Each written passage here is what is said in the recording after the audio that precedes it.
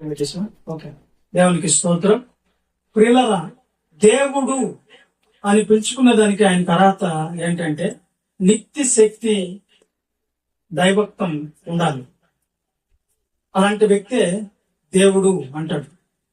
శక్తి plus వ్యక్తి is equalled దేవుడు. శక్తులేంటో పోయిన వారంలో మనం తెలుసుకున్నాం. మరి ఈ రోజున దేవుల్లో ఉన్నటువంటి వ్యక్తిత్వాన్ని గురించి తెలుసుకుంటాం. వ్యక్తి అంటే ఆలోచన చేసేవాడు, అనుభూతి చెందువాడు, ప్రవర్తించేవాడు అని అర్థం. ఎవరెవరు వ్యక్తులుగా ఉన్నారు ఈ సృష్టిలో అంటే దేవుడు ఆలోచించగలడు, ప్రవర్తించగలడు, అనుభూతి చెందగలడు. అలాగే మానవుడు కూడా ఆలోచించగలడు, అనుభూతి చెందగలడు, ప్రవర్తించగలడు. అలాగే సాతానుడు కూడా ఆలోచించగలడు, ఎలా పడగొట్టాలి, ఎలా వీళ్ళని పరలోకం పోగొట్ట చేయాలి, అనుభూతి చెందగలడు, ప్రవర్తించగలడు. ఈ ముగ్గురిని వ్యక్తులుగా మనం గుర్తిస్తూ ఉన్నాం. ఈ దైవత్వంలో ఉన్నటువంటి దేవుడికి ఉండవలసినటువంటి క్వాలిఫికేషన్, అర్హత దైవత్వంలో ఏమేమి ఉంటే ఆయన దేవుడుగా నిరూపించబడతాడు. ఆయనలో ఏముంటే దేవుడు అని అనబడతాడు అని అంటే మొదట ఆయనలో ఉండవలసింది యోహాను. మొదట యోహాను పత్రిక 4వ అధ్యాయము 8వ వచనాన్ని ఒకసారి మనం చదివితే దేవుడు ప్రేమ స్వరూపి. చాలు. దేవుడు ఎవరంట? దైవత్వంలో ఆయనకున్న గుణలక్షణం ఏంటంటే ప్రేమ స్వరూపుడిగా ఉండాలి. అలాగే యోహాను సువార్త 17వ అధ్యాయం 25వ వచనం. యోహాను సువార్త 17వ అధ్యాయము 25వ వచనం. నీతి స్వరూపుడు అయిన తండ్రి అంటే మరొక గుణ లక్షణం ఏంటంటే దైవత్వంలో నీతి స్వరూపుడు. అదే 17వ అధ్యాయం యోహాను సువార్త 11వ వచనం.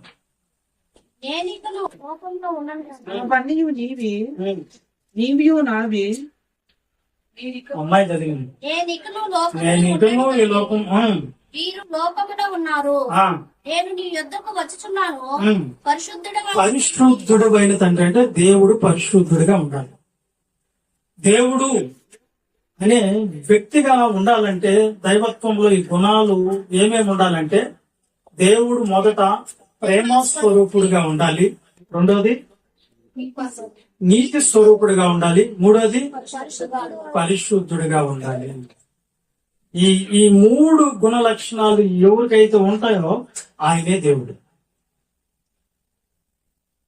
దైవత్వంలో. ఈ దినాన మనం నేర్చుకోబోయేటువంటి విషయాలు ఏంటంటే మొట్టమొదటిది ప్రేమ అంటే ఏమిటి, దేవుని ప్రేమ అనే అంశాన్ని ఈ దినాన మనం నేర్చుకుంటాం. తర్వాత నీతి స్వరూపుడు వచ్చే వారం శుక్రవారం చెప్తాను.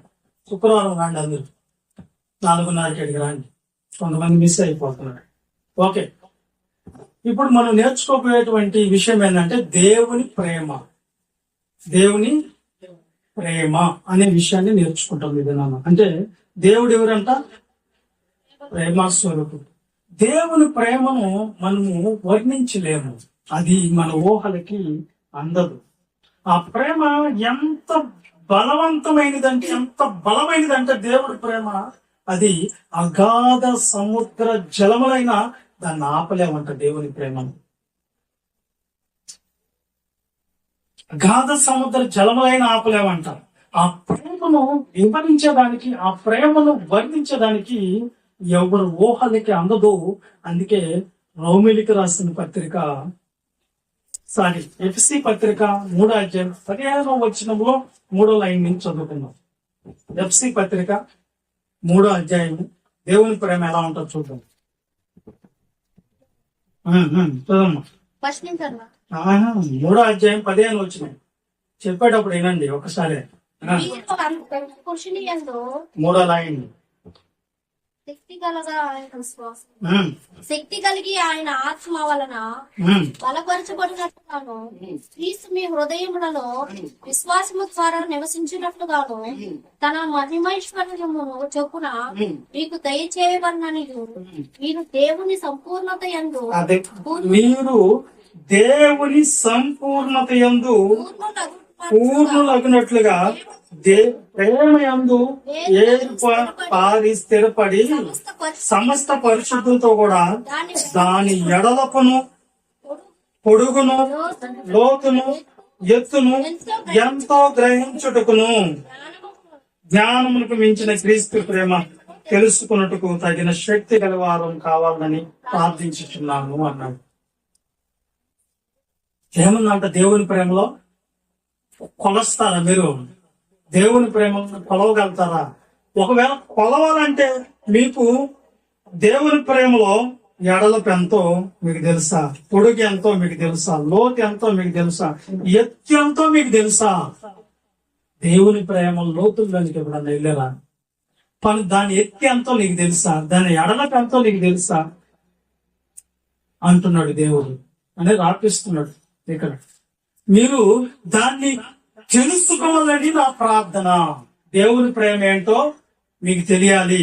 దేవుని ప్రేమ తెలియకపోతే ఏమవుతుందంటే మొదటి యోహాను పత్రిక 4:16 చదువుతుంది. త్వరగా చదవాలి. యోహాను పత్రిక, మొదటి యోహాను పత్రిక 4:16. దేవునికి ఉన్న ప్రేమను మనము ఎరిగిన వారమై నమ్ముకొని ఉన్నాము. దేవుడు ప్రేమ స్వరూపై ఉన్నాడంటే కింద ఏమంటారు పుట్టినోట్లో? దేవుడు ప్రేమ అయి ఉన్నాడు. దేవుడు ఎలాంటోడంట? దేవుడు ప్రేమ అయి ఉన్నాడు. ప్రేమ యందు నిలిచి ఉండవాడు దేవుని యందు నిలిచి ఉన్నాడు. 18 వచనం. దేవుడు వాణి యందు నిలిచి ఉన్నాడు. ప్రేమలో భయం ఉండదు. అంతేకాదు పరిపూర్ణ ప్రేమ భయమును ఎల్లగొట్టును. భయం అయితే దండనతో కూడింది గాని భయపడిన వాడు ప్రేమ యందు పరిపూర్ణమందు చేయబడిన వాడు కాదు. దేవుడు ఏమై ఉన్నాడు అంటున్నాను? దేవుడు ఏమై ఉన్నాడంట? ప్రేమై ఉన్నాడంట. దేవుడు ఏమై ఉన్నాడు? దేవుడు ఆయనలో ఉన్న వ్యక్తిత్వం ఏంది? గుణలక్షణం ఏంది? దైవత్వం ఏందంటే ప్రేమ స్వరూపి. ఎవరు? దేవుడు ఎవరు అనగానే ఏం చెప్పాలి? ప్రేమ స్వరూపి. అంటే దైవత్వములో గుణలక్షణాలలో మొదటిది ప్రేమ. ఈ ప్రేమలో 4 గుణలక్షణాలు ఉంటాయి. మళ్ళా ఆ ప్రేమ ఏందో కొంచెం చెప్పుకొని ఆ ప్రేమను మనము ఏ విధంగా అనుభవించాడు పౌలు గారు ఒక దగ్గర ఏమంటున్నాడు తెలుసా? ప్రేమ గురించి చెప్తూ రోమీయులకు రాసిన పత్రిక 8:35 ఇది వెండింగ్ మాత్రమే. మీకు ఇంకా ప్రారంభం మాత్రమే. ఇది ఇంకా వాళ్ళ లోతుల్లోనికి తీసుకోబోవాలి. దేవుని ప్రేమ లోతుల్లోనికి మిమ్మల్ని తీసుకోబోతుంది. క్రీస్తు ప్రేమ నుండి మనలను ఎడబాపు వాడు ఎవడు? శ్రమైనను బాధైనను హింసైనను కరువైనను వస్త్రహీనతైనను ఉపద్రవాలైనను ఖడ్గమైనను మనలను క్రీస్తు ప్రేమ నుండి ఎడబాపలేవు అన్నాడు ఆయన. అంటే ఆయనకి తెలుసు దేవుని ప్రేమ యొక్క లోతు ఎంతో, ఎడలకు ఎంతో, ఎత్తు ఎంతో. ఎవరికి తెలుసు అంట? పౌలు గారు అన్నాడు. సంఘం కూడా ఈ విధంగా ఎదగాలి. దేవుడు ఎవరైనా నువ్వు అర్థం చేసుకోవాలి. దేవుని ప్రేమ ఏందనేది నువ్వు అర్థం చేసుకోవాలంటాడు.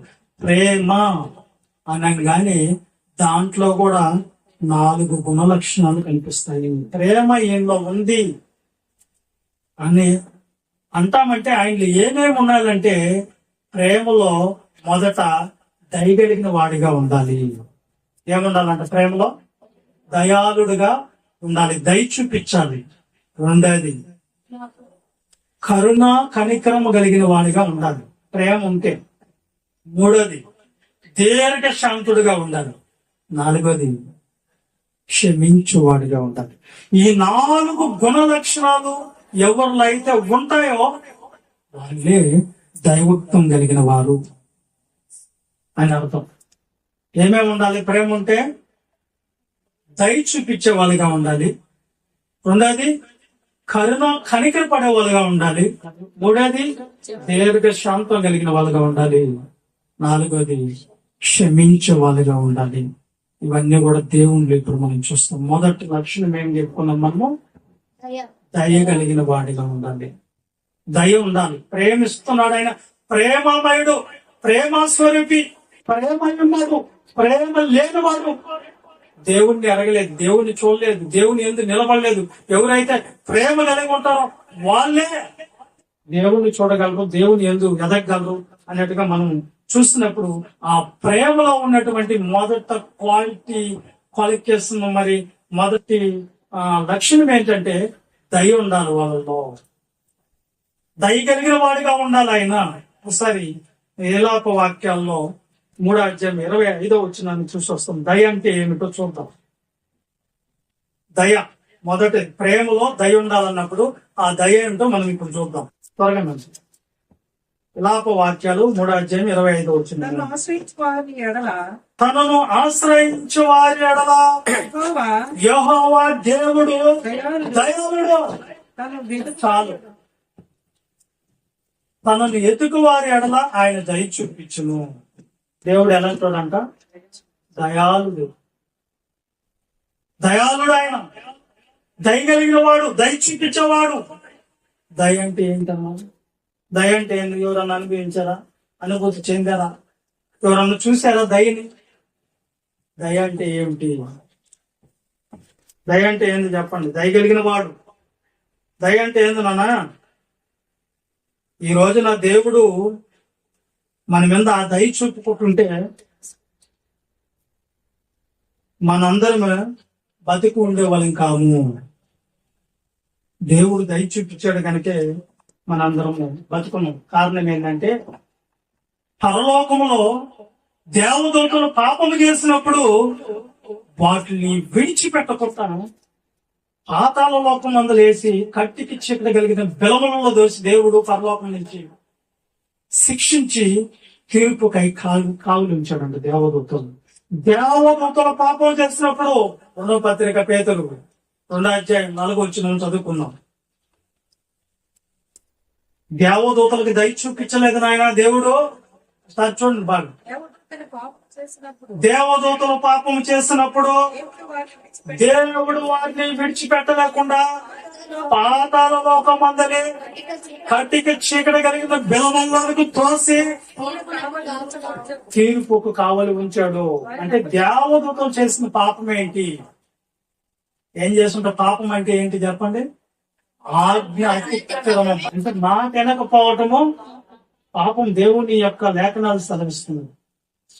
సకల దుర్నీతి, మేలైంది చేయగలిగి అలా చేయకపోవడం, విశ్వాసం మూలం కాందేదో పాపం. అధికంగా అధికంగా దుర్మార్గంగా ఉండటము పాపము. సకల దుర్నీతి పాపము. మూర్ఖుని యోచన పాపము. తిరుగుబాటు చేయడం, ప్రార్థన చేయకపోవడం కూడా పాపం అని రాస్తుంది బైబిల్. ప్రార్థన చేస్తున్నారు మీరు అలా పాపం అయిపోతున్నారు. మాకు తెలియదు. ప్రార్థన చేయకపోతే కూడా పాపం. వీటిలో ఏం చేసేయండి ఆయన దేవదూతలో ఫలాంటి చేసిందని ఆయన రాయబడలేదు. ఆజ్ఞ అతిక్రమించవచ్చు, సకల దుర్నీతి చేసి ఉండొచ్చు, మేలైంది చేయలేరికి చేయకపోయి ఉండొచ్చు. అర్థమైందా? మూర్ఖంగా ప్రవర్తించుండొచ్చు. తిరుగుబాటు చేయడం కూడా పాపమే. తిరుగుబాటు చేస్తుండదు. ఇవన్నీ చేసాయి దేవదూతలు. అందుకని వాటిని దేవదూతలు పరలోకంలో పాపం చేసినప్పుడు దేవుడు వాళ్ళని దయ చూపించి పోనీలే, తప్పే కదా, క్షమించలేదు. ఏం చేశాడంట? దేవదూతల్ని అట్టి కక్షకుని కలిగిన బెలములలోనికి తోసి తీర్పునికై కావలి ఉంచు.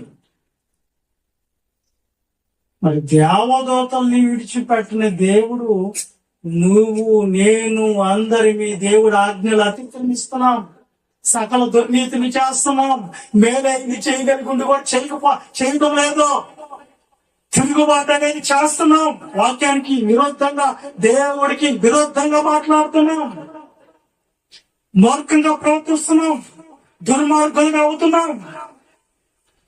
దేవుడు నిన్ను నన్ను ఎందుకు శిక్షించడం లేదు? మన మీద ఏంటి దయ? ఏందా ప్రేమ? దేవదూతల్ని శిక్షించాడు మనిషి, నువ్వు నేను ఆదాము అవ్వలు ఆడ తినొద్దన్న పొండి తిన్నప్పుడు వాళ్ళు దేవుడు ఎందుకు వాళ్ళ మీద దయ చూపించడం? దయ అంటే తప్పు చేసిన వాళ్ళందరినీ పట్టుకోపోయారంట పోలీసులు. దొరికిన వాళ్ళ తుప్పులే కొడుతున్నారంట, అమ్మా అయ్యా అబ్బా అని అరుపులు అరుస్తున్నారు. చివరిలో ఒకడుండి, అయ్యా నాకు మన్నించయ్యా, ఏదో పొరపాటు అయింది, ఇంక నుంచి ఇలా బతకము అనగానే ఆడు పోలీసులు పోరా బతికిపోరు, నీకు ఒక ఛాన్స్ ఇస్తాం అని వదిలేశాడంట. దాని పేరే దయ చూపించి.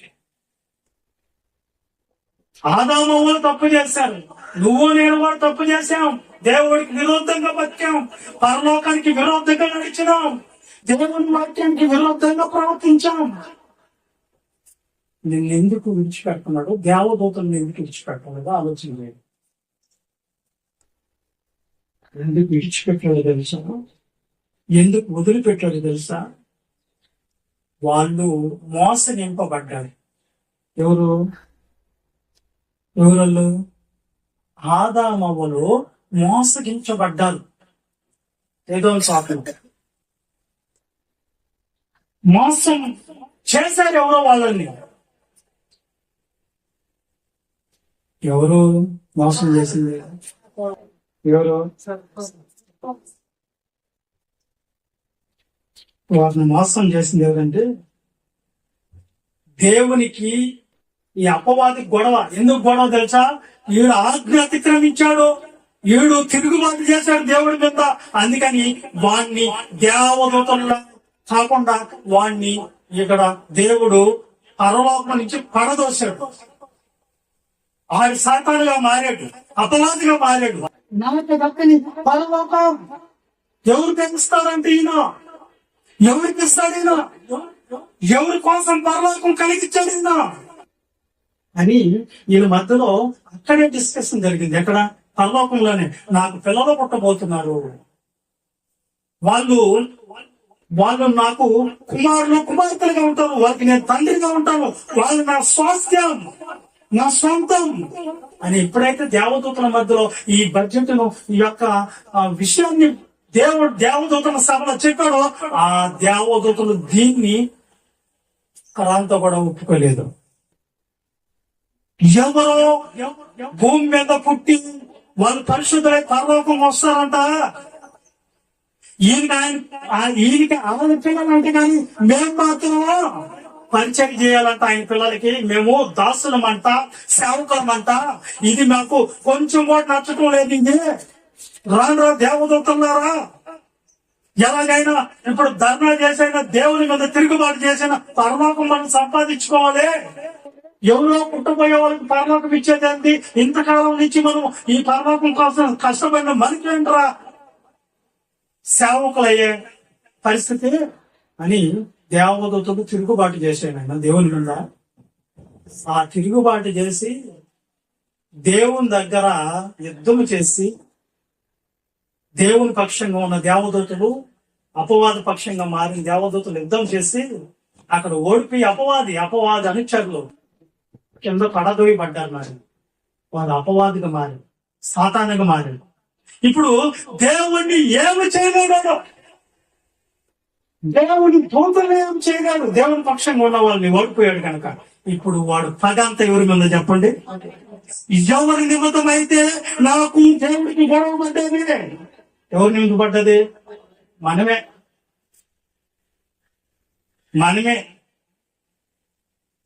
ఎవరి నిమిత్తమైతే పరలోకమునకు దక్కకుంటామైందో, ఎవరి నిమిత్తమైతే నేను ఈ స్థితిలోకి మారిపోయాను, వాడెవడు? ఈ భూమి మీద తిరుగుతున్న ఈ మనిషిని పరలోకం ఇస్తానని చెప్పాడు కదా దేవుడు. పరలోకం వాళ్ళకని చెప్పాడు కదా. వాళ్ళని సింహాసనంలో కూర్చోబెట్టుకుని వారసులు అంటారు కదా. ఎలాగైనా సరే ఈ మనిషిని పరలోకం పానీయకుండా నేం చేయాలని అపవాది నీ మీద, నా మీద, మనుషుల మీద పగగట్టింది. దేవుణ్ణి ఏమి చెయ్యలేని అది మనిషి దేవుడి కోసం బతుకుతుంటే వారలేక ఆ దేవదూత ఆ అపవాదిగా మారినాడు. నాకు దక్కని పరలోకం ఈడికి దక్కకూడదు, నాకు రాని సింహాసనం ఈడికి రాకూడదు, నాకు లేని దేవుడి యొక్క సన్నిధి ఈడికి ఉండకూడదని ప్రతి క్షణం దేవుని నీతి మార్గాన్ని నడుచుకున్న వాళ్ళని, న్యాయంగా యథార్థంగా పరిశుద్ధంగా బ్రతకాలనుకున్న వాళ్ళ మీద హెటాక్ చేస్తూ, వాళ్ళని మోసం చేస్తూ, వాళ్ళని మరణించుకుంటా చేస్తూ, వాళ్ళని రక్షణ వరకు రానికుంటా, దేవుని దగ్గరికి రానికుంటా చేస్తూ అపవాది మోసగాడయి వాడు తంత్రాలను ఉపయోగించి మనిషిని మారనీకుంటా మసైపోతున్న నరకానికి తెచ్చుకోవడానికి వాడు పంతం కట్టున్నాడు మనుషుల మీద. అందుకని ఆదాము అవ్వల్ని దేవుడు కలిగించి ఏదో తోటలో ఉండటం, వాడు బాగా బతకటం, వాడు చల్లగా బతకటం, వాళ్ళు చల్లగా బతకటం వీడి కండ్లకి నచ్చలేదు. పచ్చని కాపురం బగ్గైపోవాలని ఏదో తోటలో అడిగి పెట్టాడు అపవాది. దాంపత్య జీవితంలో సంతోషంగా ఉన్న ఆదాము అవ్వల మధ్యలో దూరి ఇది నిజమా? ఇది నిజం కాదు, దేవుడు మాటలు నమ్మకండి. ఆయన ఒట్టిట్టు మాటలు చెప్తాడు ఆయన, మీరు కూడా దేవతలు అయిపోతారు నేను చెప్పిన మాట ఏంటండి అబద్ధాన్ని ఆకర్షణీయంగా చెప్పి ఎవరిని మోసం చేసిందంట? ఆదాము ఇద్దరిని చేసింది. ఆజ్ఞ అతిక్రమించాడు. దేవుడు తినద్దన్న పండు ఈ ఆది దంపతులు తినేస్తారు. అర్థమైందా? నాకు దక్కన పరలోకం వీళ్ళకి తక్కకూడదని వాళ్ళు మోసం చేసి తినిపించి దేవునికి దూరం చేసే ప్రయత్నాలు ఎల్లప్పుడూ అప్పుడు చేస్తుంది. ఇప్పుడు కూడా మన మధ్యలో కూడా దేవుడి నిజమైన మాటల దగ్గరకు రానివ్వదు, అది మార్పు రానిదు. ఒకవేళ నమ్ముకున్నా కానీ పైనే ఉన్న వాళ్ళ సంఘానికి వెళ్ళు, పై భక్తి చేయి, పై పెదాలతో కనపరచు, నీ హృదయం దేవుడికి ఇవ్వద్దు, నీ మనసు మార్చుకోవద్దు.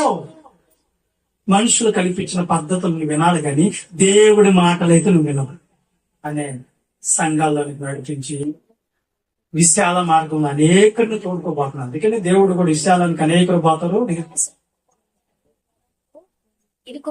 ఇరుకు మార్గంలో కొందరే. అందుకే చెప్తున్నాను, కొందరు కాదు దేవుడికి కావాల్సింది ఏంటంటే వాక్యం ప్రకారం నడిచేవాళ్ళు కావాలి, వాక్యానుసారమైన. ఓకే, మనం టాపిక్ లోకి వెళ్ళిపోతా ఉన్నాం. అపవాదికి దేవుడికి గొడవ. ఆ గొడవ మనకి తెలియదు, అవ్వకు తెలియదు, ఆదాముకి తెలియదు. అర్థమైందా? కాబట్టి వాళ్ళని మోసం చేసి అపవాది ఏం చేశాడంట? ఒక్కరిని కూడా పరలోకం పానీపట్ట చెయ్యాలి అన్న నినాదంతో అపవాది అందరి మీద టార్గెట్ చేస్తుంది. ఇది మనుషులందరికీ తెలియకూడదు. దేవుడికి అపవాదికి పోటీ. నువ్వు ఎవరి కోసం అయితే పరలోకం కలిగి చేసావో, ఎవరికైతే పరలోకం ఇస్తావో ఆ మనిషిని పరలోకం రానికుండా చేస్తాను నేనని ఛాలెంజ్ చేసింది దేవుడితో. దేవుడు అన్నాడు, నువ్వు ఆపుకో చూద్దాం, దమ్ముంటే నువ్వు ఆపు చూద్దాం పరలోకం రానికుండా అని దేవుడు చూస్తే ఈ ఇరు శక్తుల మధ్యలో మానవులమైన మనం ఇరుక్కున్నాం. ఎవరు ఇరుక్కున్నాము? అమ్మకి నాన్నకి గొడవ. వినండి, స్కూల్కి పోయిన పిల్లలకి ఏం తెలుస్తుంది? ఎవరెవరు గొడవ? అదే అమ్మకి నాన్నకి గొడవ. స్కూల్కి పోయిన పిల్లకాయలు ఎప్పటిలాగే వస్తారు, బ్యాగ్ పడేసి ముక్కులు గిల్లను, చెయ్యి లాగును, కాళ్ళు నాగును ఉంటే అప్పటికే అయ్యగారికి కోపం వచ్చి రగిలిపోయి ఉంటాడు. అమ్మగారు ఎక్కడ చిట్టపటం వెళ్ళిపోతా ఉంటారు. ఎప్పుడులాగా అనుకుంటారు పిల్లలు. రాగానే ఇక అమ్మ మీద ఉన్న కోపం ఎవరి మీద చూపించేస్తాడు? పిల్లల మీద. ఒక్క దెబ్బ కొట్టాడంటే ఇసిరి పడేసాడు, బీరువాసు అందులో దూరికొస్తాడు. అమ్మ దగ్గర పోతే ఆమె వస్తుంది గెలుపుతో మళ్ళా. అప్పుడు ఎవరెవరు గొడవది? అమ్మకి నాన్నకి. ఎవరు శిక్షించబడ్డారు? ఏం తప్పు చేయలేదు. తప్పు అంటే ఇల్లుంది. అప్పుడు మళ్ళా తండ్రి ఆ బిడ్డ బీరువాసందులో ఏడుస్తుంటే ఎక్కులు పెట్టుకుంటూ ఉంటే మళ్ళా దయ చూపించి ఆ బిడ్డని సంతకి చేర్చుకొని అత్తుకొని, నీదేం తప్పు లేదు నాన్న, నాకు మీ అమ్మ గొడవ, కాకపోతే మధ్యలో ఎవరు వచ్చావు? నువ్వు వచ్చావు. నీ తప్పు లేదు అని శిక్షించబడిన వాడిని మళ్ళా దగ్గరికి చేర్చుకొని హక్కుని చేర్చుకొని ఆదరించబడే తండ్రి. మనకి చాలా మందికి అర్థం కాదు ఏంటంటే, దేవుడు అంటే తప్పులు ఎత్తుకోవాడని, దేవుడు అంటే తప్పులు పట్టుకునేవాడని అనే భావంతోనే ఉంది ఈ ప్రపంచం. దేవుడు ఎప్పుడు తప్పులు ఎత్తుకోవాడు కాదు, తప్పులు పట్టుకుందామనేవాడు కాదు, మన నాశనాన్ని కోరుకునేవాడు కాదు, మన నష్టాన్ని కోరుకునేవాడు కాదు. దేవుడు ఎప్పుడు మనల్ని దూరంగా చూడాలనుకునేవాడు కాదు. ఆయన ప్రేమ కాదు. నువ్వు తప్పులు చేస్తున్న వాటిని ఎత్తికి నెక్కేసుకునే దేవుడు కాదు ఆయన. ఆయన ప్రేమ అంటే మీకు అర్థం అవ్వాలని చెప్తున్నా. దేవుడి ప్రేమను గుర్తించాలి. తప్పు చేసిన వాళ్ళని దేవుడు శిక్షిస్తారనుకుంటున్నాను, కానీ దేవుడు అలాంటి తప్పులు పట్టుకునే ప్రేమ కదా అయింది. కాబట్టి తప్పు చేయలేదు కాబట్టి బిడ్డ శిక్ష అనుభవించాడు కాబట్టి ఆ బిడ్డకి దేవుడు ఏం నేర్పిస్తాడు? దయ చూపిస్తాడు, దగ్గర చేర్చుకుంటాడు. వీళ్ళు మోసగించబడుతున్నారు. మనుషులు ఇప్పుడు మోసగించబడుతున్నారు, సాతాను చేత మోసగించబడుతున్నారు. మనకు పాపం ఏంటో తెలియదు. తెలుసా మీకు? తెలియదు.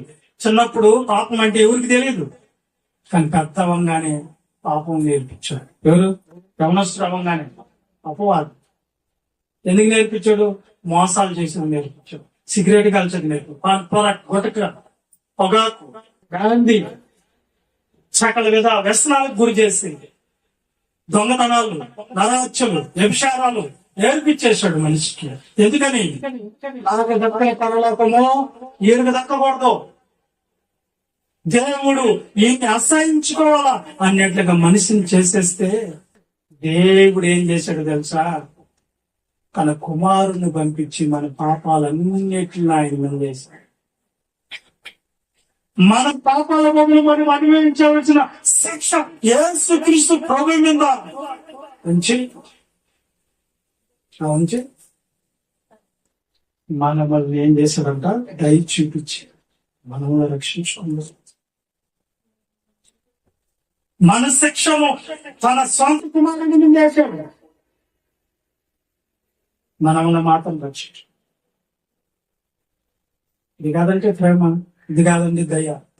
ఇలాంటి ప్రేమ చూపించే వాళ్ళు ఒక్కరన్నా ఉన్నారు? చూపెట్టండి. మనుషులు రక్షణ కొరకు తన రక్తాన్ని కార్చిన యేసుక్రీస్తు ప్రభులాగా ఎవరన్నా ఉన్నారా? దేవుడన్నా ఉన్నాడా? చెప్పుకునే దానికన్నా ఉన్నాడు. మీ పాపాల నిమిత్తమే నేను వచ్చాను, మీ స్థానమందు నేను నిలబడ్డాను, మీ శిక్షను నేను అనుభవించాను అనే వాళ్ళు ఎవరన్నా ఉన్నారంటే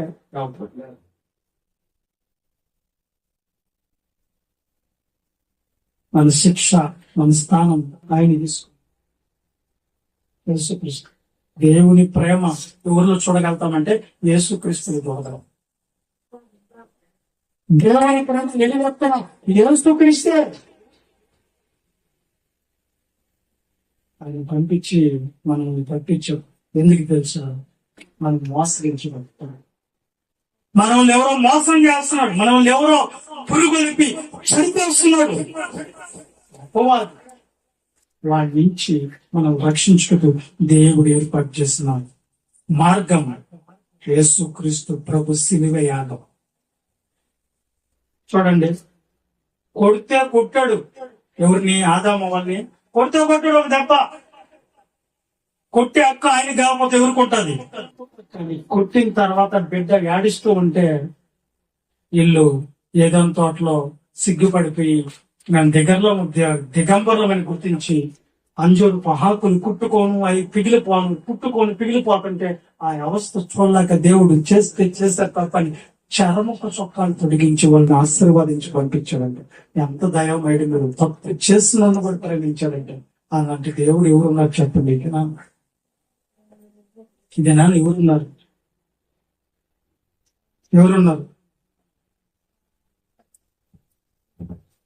అపవాది కొట్టాడు దెబ్బ, దేవుడు కొట్టాడు కానీ శర్మ సొక్కాలు తొలగించి మళ్ళా వాళ్ళని పంపించాడు బతకమని. అపవాది కొట్టాడు ఇస్రాయేలుతో దెబ్బ ఏమని 30 ఎండి నాణ్యాలు కమ్మేయి సంపాదించుకో లోకాన్ని అన్నాడు. సంపాదించుకున్నాడు. తర్వాత మళ్ళీ ఏం చెప్పాడు తెలిసేవాడు, రే నువ్వు నీతి మంత్రి నమ్మేస్తావంటారు. మళ్ళా పేరెప్పించాడు. చావరా నువ్వు అన్నాడు. ఉరేసుకొని చచ్చిపోయేటట్టుగా పేరెప్పించి వాడికి నెమ్మది లేకుండా చేసేసి ఎంత భయంకరంగా ఉందో తెలుసు కదా మీకు. జీవితం వాడు ఎన్నడికి ఎన్ని బెత్తులు ఎత్తినా, ఎన్ని రూపాయలు ఎత్తినా, ఎన్ని దశావతారాలు మార్చినా వాడు ఎన్నడికి దేవుడు కాలేడు. దేవుడు అంటే ఇదిగో కన్న తండ్రి ఎలాగైతే ప్రేమిస్తాడో అలా ప్రేమించాలి. తప్పులు ఎత్తికి తప్పులు పట్టుకునేదానికి ఒక శిక్ష విధించేదానికి నాశనం కోరుకునేవాడు కాదు దేవుడు.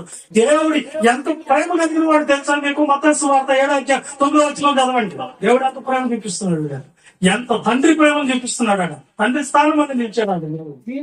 నీలో ఏ మనుషుడైనను తన కుమారుడు రొట్టెని అడిగిన వారికి రాత్రినిచ్చిన చేపని అడిగిన పావునిచ్చిన మీ చెడ్డవారై ఉండి మీ పిల్లలకి మంచి వారు అడిగారనుకుంటాను. పరలోకమందున మీ తండ్రి తనను అడుగు వారికి అంతకంటే ఎంతో నిశ్చయముగా మంచి వరాలు ఇస్తారు కదా, ఇంకా మంచి ఇస్తారు. పరలోక తండ్రి ప్రేమ ఏంటో ఎప్పుడైనా గ్రహించాడు. ఆయన ఎలాంటి మనసు కలిగినాడు, ఎలాంటి ప్రేమ కలిగినాడు, ఎలాంటి దయ చూపించేవాడు గుర్తించండి. తండ్రి ఎప్పుడు కూడా మీరు దూరంగా ఉండటం ఆయనకి ఇష్టం లేదు. ఆయనకి సమీపంగా ఉండాలి. ఆయన మాట అయినట్టుగా ఉండాలి. ఆయన కోసం బతకాలి. ఆయనలో మీలో ఏ తప్పులు ఏ తండ్రి అయినా తన బిడ్డలు తప్పులు ఎత్తుక్కుంటా ఉంటుందా? నా బిడ్డ తప్పు చేసాడు అనుకుంటాం. చెడిపోతుంటే దండిస్తాడు తప్ప తండ్రి ఎందుకు ఏదో వారికి బుక్కించేదానికి దంపాడు. నువ్వు కూడా చేస్తావా? చెట్టు ఫలించకపోతే ఆ చెట్టు తీసి ఇంకో చెట్టు నాటుతావు కదా, అక్కడ ఫలించేటట్టు. గేద పాలు ఇవ్వకపోతే ఆ గేదెని కషాయాడికి అందేస్తావు కదా, కోడి గుడ్డి కట్లేదు కోసేస్తావు కదా. అదే పని దేవుడు చేస్తే ఎందుకు కరెక్ట్ కాదు? అర్థమైందా? దేవుడు ప్రేమ అంటే అర్థమైందా? చూడండి, ఆయన దయ లేదా? జల ప్రళయంలో అందరు చెడిపోయి వాళ్ళు చేసిన తప్పులన్నింటినీ దేవుడు చూసినప్పుడు ఆయనకి సంతాపం కలిగిందంట. దేవుడికి నోవాహు కాలంలో దేవుడు చెప్పాడు, నోవాహు జల ప్రళయం రప్పించబోతున్నా. ఎవడైనా సరే నా కోసం బతుకుతానంటే నేను కావాలని వస్తే వాడిని నువ్వు తోసేద్దాం. వాళ్ళని రక్షించుకు నేను ఇప్పటికి కూడా సిద్ధమే.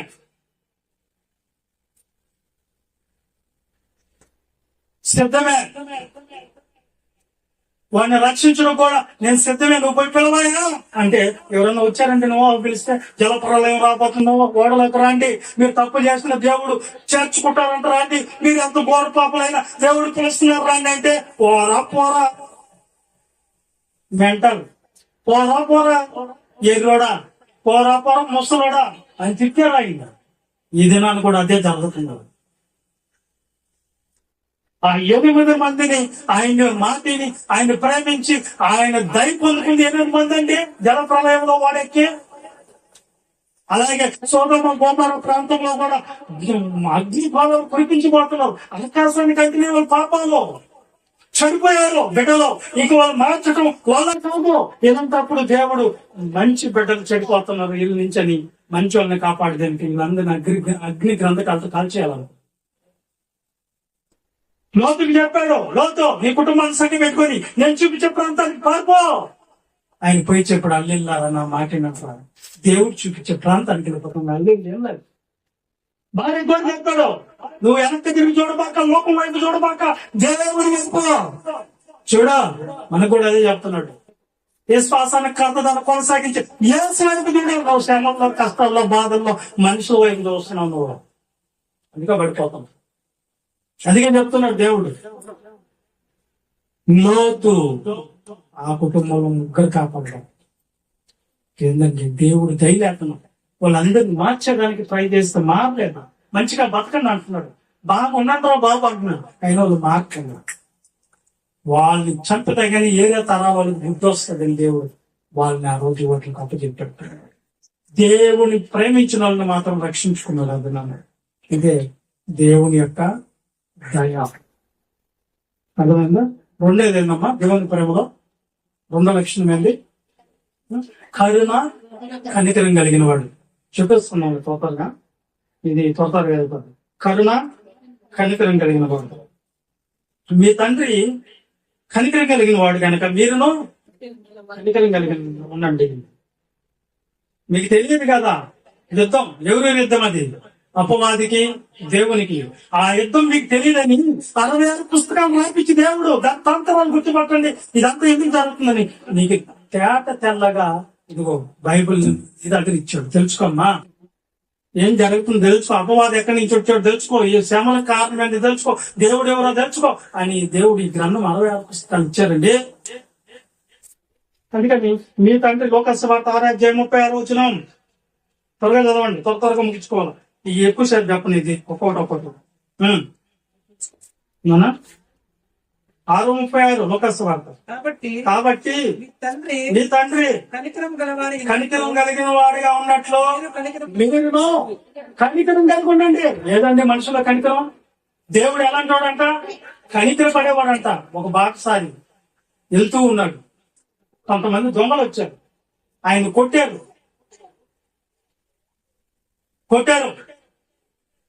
అర్థమైందా? గొరగొర ప్రాణంతో వదిలేసిపోయారు. సాధారణ యాజకుడు వచ్చాడు, లేవీయుడు వచ్చాడు, చూసి చూడకుండా వెళ్ళిపోయారు. ఎందుకంటే ఎందుకు వచ్చిన బాధ? ఎవరన్నా యాక్సిడెంట్ అయిపోయిన వాళ్ళు దారిలో పడిపోయినారు అనుకో, మనకేమనిపిస్తుంది? వాడి దగ్గర మంచి నిలిస్తే పోలీసు వాళ్ళు చెవుని పట్టుకుంటారు, ఏం జరిగింది, నువ్వు రారా కోర్టుకి, నువ్వు రారా పోలీస్ స్టేషన్ కట్టారు, ఎందుకు వచ్చిన బాధ అని వెళ్ళిపోతున్నారు. ఆ దారిలో మంచి సమరయుడు వచ్చాడంట. వచ్చి గొరగొర ప్రాణం రక్త మడుగులో కొట్టుకుంటున్న ఆ వ్యక్తి గాయాలని కడిగి ఒక పూట కోళ్ళ ఇంటికి తీసుకొని వెళ్ళి ఆ డబ్బులన్నీ కట్టి ఆయన బాగా వైద్యానికి కావాల్సిన కట్టి ఆయన బాగు చేసి, ఈయన పేరే కనికరం కలిగిన వాడు. ఎవరంటమ్మా? దేవుడు ఎవరంట? దైవత్వం లక్షణాలు. యేసుక్రీస్తు ఒకసారి ఇది కూడా చెప్తాను మీకు. ఒకసారి యేసుక్రీస్తుని బంధించడానికి సైనికులు వస్తారు గెత్సేమనే తోటలో. ఆ టైంలో యేసుక్రీస్తుని సంఖ్యలు వేయబోతున్నటువంటి ఒక సైనికుడిని పేతురు ఏం చేస్తాడు? బొడ్డులో ఉన్న కత్తి తీసి చెవు నరుకుతాడు. నరికినండి యేసుక్రీస్తు ఏమంటాడు? పేతురు, కత్తిని ఉరలో ఉంచుమో, కత్తి పట్టినాడు కత్తితోనే తెస్తారా. నేను కాపాడబడాలంటే నేను వేడుకుంటే నా తండ్రిని ఏం జరుగుతుందంట? 12 వ్యూహముల సైన్యం దిగి వస్తుంది. 12 వ్యూహాలంటే 75,000 మంది దేవదూతలు దిగి వస్తాయంట. ఆయన తలుచుకుంటే ఆ క్షణంలో, ఆ గడియలో. కానీ నేను అడగలేను. ఎందుకు అడగలేను? ఆయన వచ్చిన సంకల్పం వేరు. నేను తలుచుకుంటే 12 వ్యూహముల సైన్యం దిగి వస్తుంది. ఒక్కొక్క దేవదూత పవర్ అయింది మీకు తెలుసా? ఒక్క దేవదూత 185,000 మందిని చంపేస్తుంది ఒక నైట్. దాని పవర్.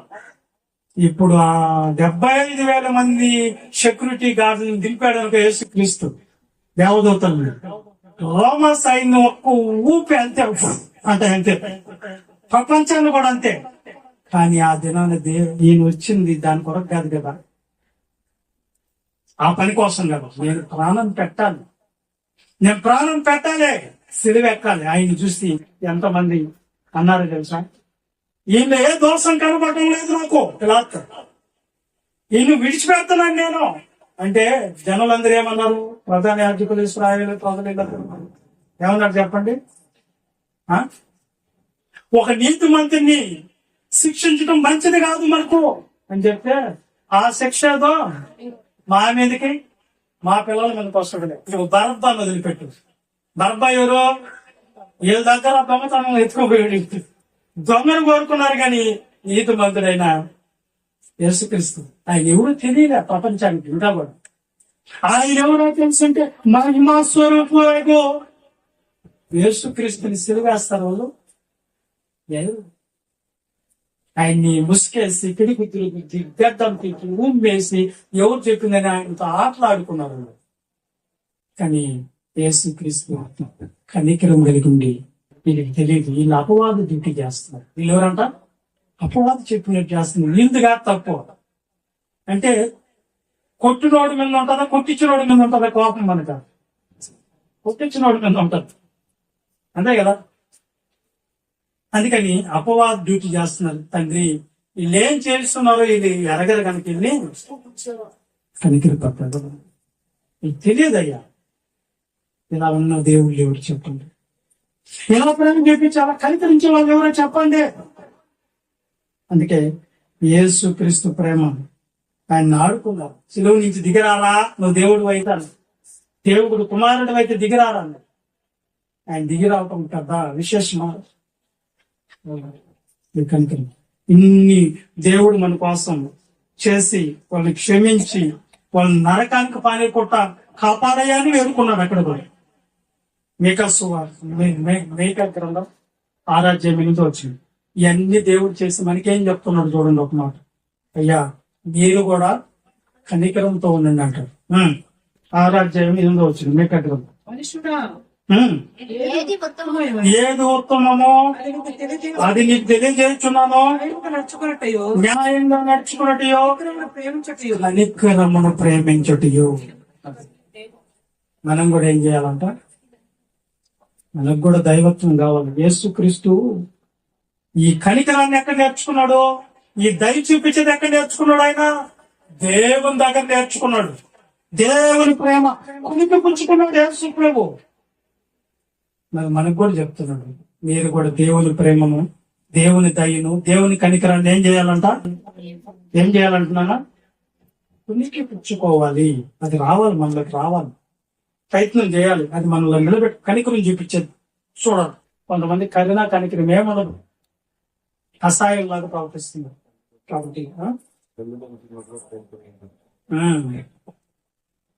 కాబట్టి కరుణ కనికరం కలిగిన వాడుగా ఉండేవాడు దేవుడు అంటేనా. ఇకపోతే మూడేది దీర్ఘశాంతి. ప్రేమలో మూడో భాగం ఏంది నాన్న? దీర్ఘశాంతి. చూడండి ఒకసారి పేతురు రాసిన మొదటి పత్రిక 3:19 వచ్చిన చూడండి. చూడమ్మా, కానీ త్వరగా పేతురు రాసిన మొదటి పత్రిక 3:19. దేవుని దీర్ఘశాంతము ఇంకా కనిపెట్టినప్పుడు పూర్వము నోవాహు దినాలలో సిద్ధపరచబడి ఉండగా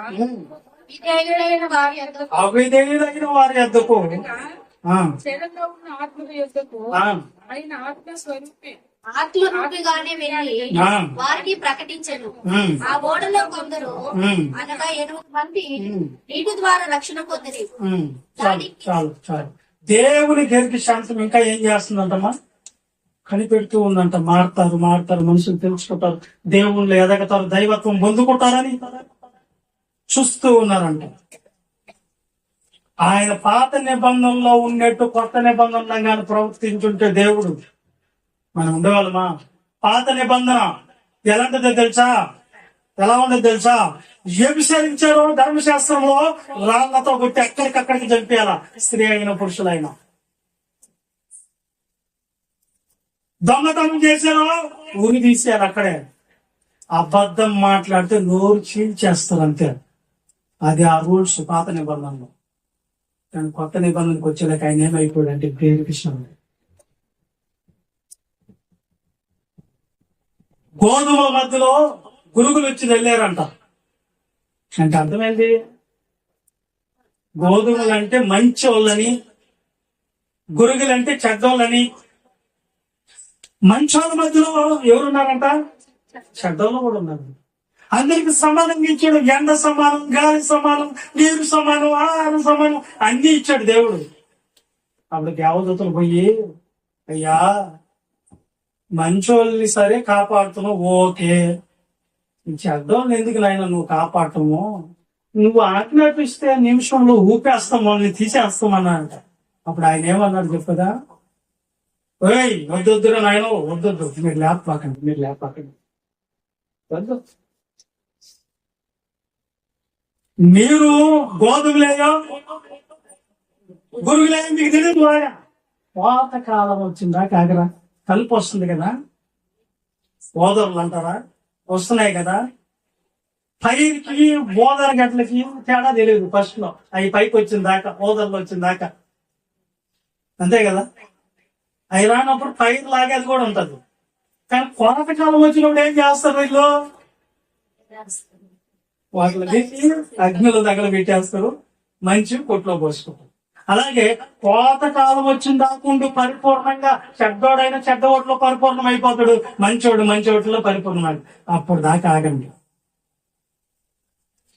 అప్పుడు నేను కోతకాలం వచ్చినప్పుడు చాటు నా చేతిలో చెరిగేసి మంచి ఓట్లని కొట్లో పోసుకుని, మంచి కానివి పుట్టిని ఈ ఓదర్ని గురుగులు అన్నిటిని తీసుకుని ఆడ తగలేస్తాడంట, అగ్నిలో పడేస్తాడు. ఆరు అగ్నిలో.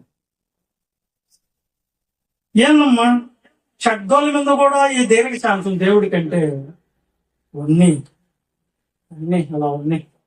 వీళ్ళకి తెలియటం లేదు, ఎర్రవెక్కుతున్నారు, దుస్తులుగా మారుతున్నారు.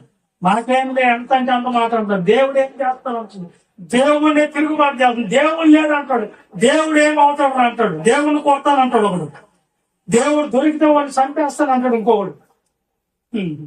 ఆహా, అయినా దేవుడు లేడని వాడిని తీసేయడం దేవుడికి ఎంత పని చెప్పండి. కానీ వాడి మీద కూడా దీర్ఘశాంతం కలుగుతుంది అన్నాడు దేవుడు. లేదా దీర్ఘశాంతం అంటే ఎందుకని దీర్ఘశాంతం చెడ్డోళ్ళ మీద కూడా అంటే, కొరింథీయులకు రాసిన మొదటి పత్రిక 13:4 వచ్చిన త్వరగా చదవండి, ముగిస్తాను, ముగించుకుంది. ఫాస్ట్. ప్రేమ దీర్ఘకాలం సహించడం అంటే, ప్రేమ ఉందా గనక ఇంకేముందంట? దీర్ఘశాంతం. కదండి దేవుడు దీర్ఘశాంతం అయిపోయింది. ఇప్పుడు దేనికి వెళ్తున్నాం? క్షమించువాడు. ప్రేమలో 4 గుణ లక్షణాలు అన్నారు. మొదటి దయ చూపించేవాడు, రెండోది కరుణ కనికరం చూపించేవాడు, మూడోది దీర్ఘశాంతం చూపించేవాడు, నాలుగోది క్షమించేవాడు. క్షమించేవాడంటే ఈ మాట యేసుక్రీస్తు ప్రభు శిలువలో పలికాడు. ఈరేమి చేయించున్నారో వీరి వెలుగులు కనుక వీరిని క్షమించమని. ఈ మాట మహాత్మా గాంధీకి లండన్ లో హృదయంలో గుర్తుకుపోయిందంటే అది తీసుకొని వచ్చి క్షమించు అనే పదాన్ని నేర్పించాడు. ఒక్క చెంప మీద కొడితే మరొక్క చెంప చూపించమన్నాడు యేసుక్రీస్తు ప్రభు. దుష్టుని ఎదిరించక ఒక చెంప చూపిస్తారు, ఒక చెంప మీద కొడితే ఇంకో చెంప చూపించి పాటించారు. అదే ఎప్పుడన్నా పాటించారు మీరు? ఒక చెంప కొడితే ఇంకో చెంప. మాట అంటేనే పైకి వెళ్ళిపోతుంది.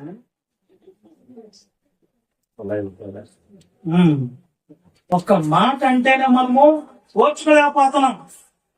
అంతెందుకో కొట్టేవాడినే కాదు, వాడు పక్కన నిలబడి వాడి మీద కూడా కేసు పెట్టారు. నువ్వు కూడా ఉన్నావు కదా, నిన్ను కూడా పంపిస్తే పోలీస్ స్టేషన్ అంటున్నాం. ఏది నాన్న దేవుడు దైవత్వం ఏది? మళ్ళీ ఒక చెంప మీద కొడితే మరొక చెంప చూపించింది. మనం పరీక్షించుకోవాలి. ఎక్కడ అవుతారు ఒకసారి కొట్టించుకోండి, ఒకసారి కావాలని కాదు, అనుకోకుండా ఓర్చుకోండి, చూద్దాం ఇంకో చెంప చూపించి.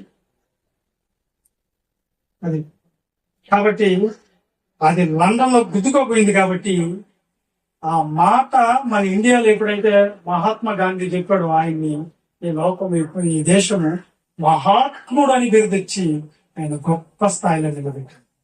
ఈ మాటలు పలకాలంటే ఇలాంటి నినాదాలు చెప్పాలంటే అది ఒక మహాత్ములకే సాధ్యమని గాంధీ తాతను ఏం చేసిందంట, మహాత్ముని చేసింది. ఆ రెండు మాటలు ప్రభావితం చేసింది.